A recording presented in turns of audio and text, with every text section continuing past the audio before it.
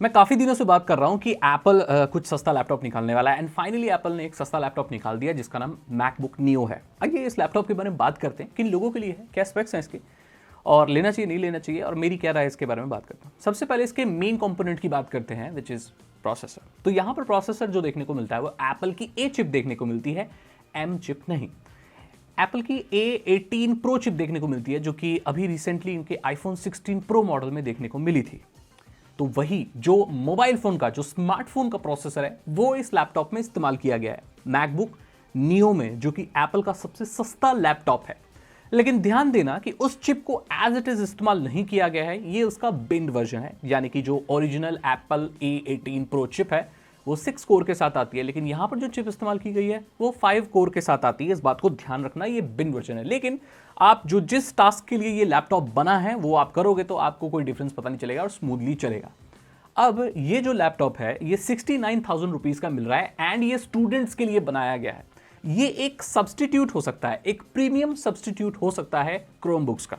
जी हाँ, ये full flashed laptop, सारे काम करने के लिए लैपटॉप नहीं बनाया गया है, मैं आपको अभी क्लियर कर दूं।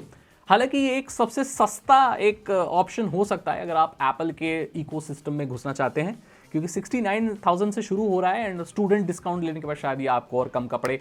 एंड इसके दो वेरिएंट है, 256, 512, 8 GB रैम के साथ आता है। तो जितना पैसा दोगे उसी हिसाब से आपको स्टोरेज और वो सारी चीज़ें मिलने वाली है। ठीक है, अब बात करते हैं इसकी आगे की कि भाई क्या इसकी मार्केट है।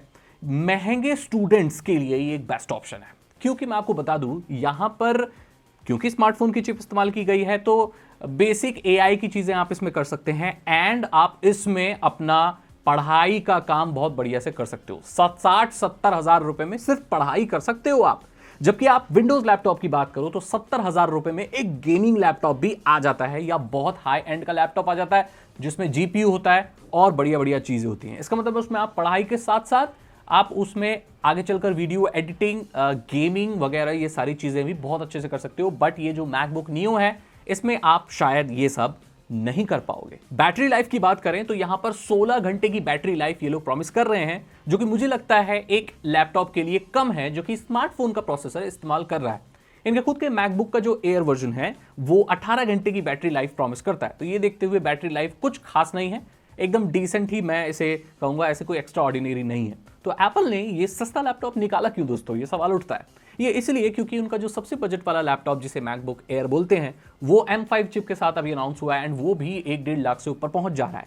एंड दैट मीन्स जो सबसे सस्ता लैपटॉप वो भी 1.5 लाख पहुंच जाएगा, तो जो बजट वाले लोग हैं उनको ये कवर कैसे करेगा। सो इसीलिए उन्होंने स्टूडेंट्स के लिए क्रोम बुक का प्रीमियम सब्सटीट्यूट निकाला है। अब मुझे गलत मत समझना, एप्पल कंपनी ये जो नेट बुक है, ये जो लाइट वेट कंप्यूटर है स्टूडेंट्स के लिए, ये आज से 10 साल पहले भी निकाल चुकी थी, लेकिन वो इंटेल के चिप के साथ आया था, 1.1 गीगाहर्ट्ज के प्रोसेसर के साथ आया था, बिल्कुल बेकार था। आपको पता है कि एप्पल के सिलिकॉन के आने से पहले जो इंटेल की चिप्स एप्पल अपने मैकबुक्स में इस्तेमाल करता था वो महा फालतू थी, वो अच्छा परफॉर्मेंस नहीं देती थी और एप्पल के पास भी कोई और रास्ता नहीं था बिकॉज वो खुद चिप्स नहीं बनाता था। एंड जब से M चिप्स आई, M1, M2, M3, M4, अब M5 आ गई है, तो अब बहुत ज़्यादा पावर एफिशिएंट हो गए। सो एक नेटबुक और एक क्रोमबुक का सब्सटीट्यूट निकालने का एप्पल का सपना अब कंप्लीट होता हुआ नजर आ रहा है, क्योंकि अब उनके पास बहुत एफिशिएंट चिप्स हैं। सो यहां पर ये किन लोगों को लेना चाहिए, मैं ये कहूंगा कि अमीर स्टूडेंट्स को लेना चाहिए, राइट। जो लोग अमीर हैं और स्टूडेंट्स हैं, क्योंकि यहां पर एप्पल के इकोसिस्टम में जैसे ही आप घुस जाते हो तो बहुत सारी चीज़ों का आपको ध्यान नहीं देना पड़ता। जैसे सॉफ्टवेयर में कहाँ कोई एरर आ गया, क्या आ गया, अपडेट करने कब आ रहे नहीं आ रहे, इंडिविजुअली अलग अलग सॉफ्टवेयर अपडेट, ये सारी चीज़ें जो होती हैं, एंड अपडेट आएंगे भी कि नहीं आएंगे, और बैटरी लाइफ, ये सारे काफ़ी इशू होते हैं। प्रीमियम बिल्ड क्वालिटी होती है एप्पल के लैपटॉप, बहुत प्रीमियम होते हैं, एल्यूमिनियम बॉडी के साथ आते हैं, बढ़िया रहते हैं। सो अमीर स्टूडेंट्स इसको ले सकते हैं जो आगे सिर्फ पढ़ाई करना चाहते हैं और कुछ खास नहीं करना चाहते। छोटी मोटी वीडियो एडिटिंग अगर आपने कर दी तो कर दी, बाकी और उससे हाई एंड की गेमिंग एक्सपेक्ट मत करना। लेकिन अगर आप थोड़े भी मिस्त्री आदमी हो, जो कि इंडिया में बहुत ज़्यादा लोग होते हैं, और आप गेमिंग वगैरह और सारी चीज़ें पढ़ाई के साथ भी करना चाहते हो, तो मैं यही आपको रिकमेंड करूंगा कि इस लैपटॉप को आप मत लो, ये आपके लिए नहीं है ना। अगर आप मेरे चैनल को देख रहे हो तो 80% चांसेस हैं कि ये लैपटॉप आपके लिए नहीं है।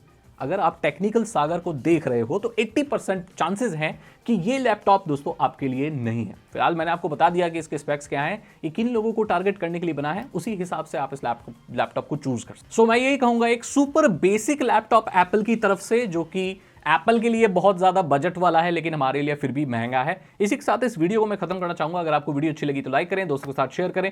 मैं बोलता हूँ आपसे अगली वीडियो में। Thank you so much and good bye.